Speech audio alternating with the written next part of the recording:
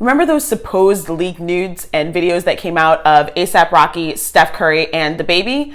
Well, I know it's a little bit of old news, but we're going to talk about it anyway because it's an important place where we can explore our relationship to Black men and the consumption of Black male bodies. I'm Kristen Iris. I'm a film producer, writer, and coach who works with Black creatives to do the deep personal work they need to clear the way so that they can make a powerful impact with their work.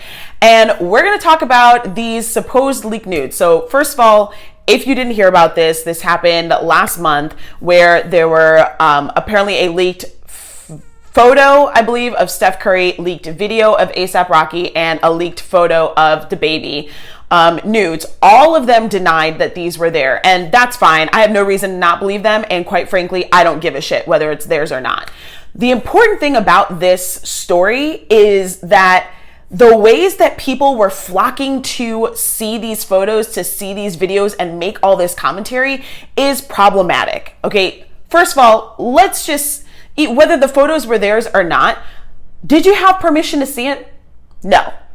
If you didn't have permission to look at this video, to look at this photo of whoever's body it was, whether it was theirs or whether it was someone else's, you're violating them. All right. So you're violating their privacy. You're violating the privacy of whoever's video or photo it might actually belong to. But either way, it's a violation. Now, the fact that there are so many people who are willing to go and seek out these videos and seek out these photos and be like, hey, yo, send me that pic if you got it. Like, that's a huge problem because there is a complete disregard for the fact that these men, whether it's them or somebody else that these were videos and photos of, they still have a right to privacy. They have a right to consent, and they have a right to being respected as a human being. So when we go and we flock to these images and flock to these videos, we're showing a complete disregard for the fact that they did not give us permission, or the people that they actually belong to, whether they're porn stars or sex workers or just some guy, doesn't even matter. Nobody gave you permission to look at it. And if you're looking at them, you're seeking them out,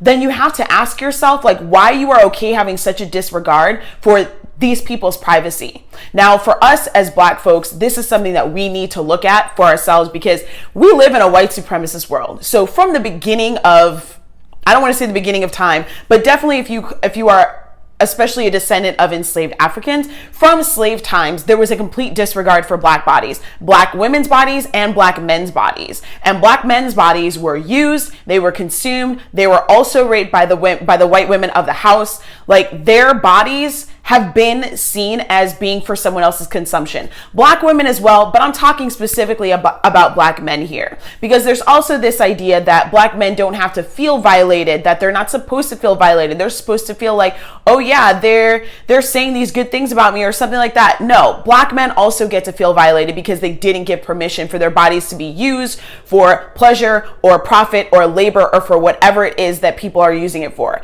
In this case, apparently using it for entertainment. So when we are looking at the ways that people are looking at these videos, including our own community, we have to ask ourselves, we have to check ourselves and think about why it is that we are okay showing that kind of disregard to our fellow Black men.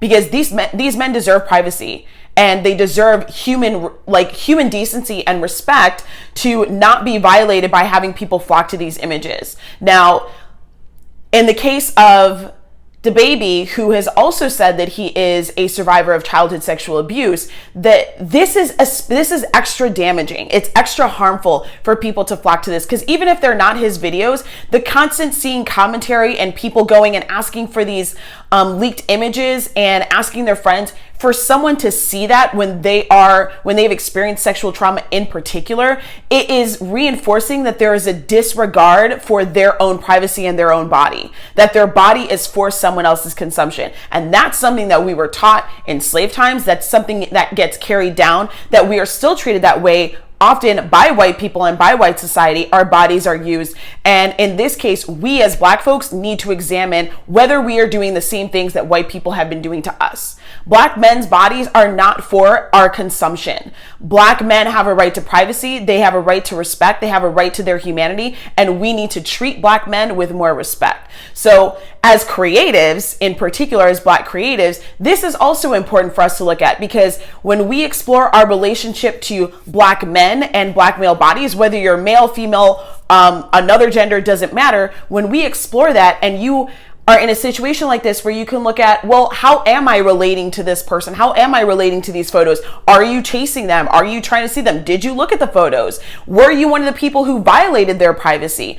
If you're exploring that for yourself, that is also going to show you what kind of relationship you have to Black men, the ways that you yourself may be dehumanizing Black men, and that will show up in the ways that you relate to and engage with other Black men in your life, and the ways that you may, that may show up in your work, whatever your work is. For me as a writer, this relationship that I might explore, my relationship to Black men that I might explore through how I responded to these leaked images and videos, that's gonna reflect in my work. If I went and looked at those videos and I have a low regard for male humanity and male bodies, that is probably gonna be reflected somewhere in my writing.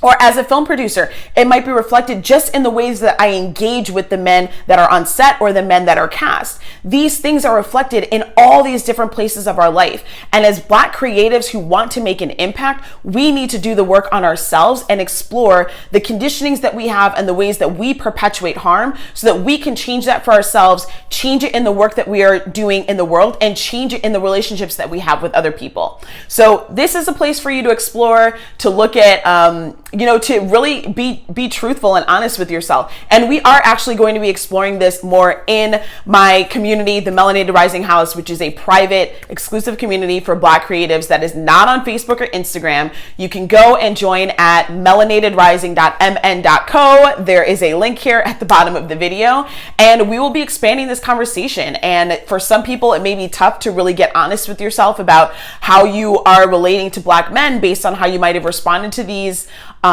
supposed leaked nudes, but these are important conversations for us to have, and we get to have them in the house with other Black folks and outside of the white gaze. So come on in and join the house, and we will see you in there in joining this conversation and many more.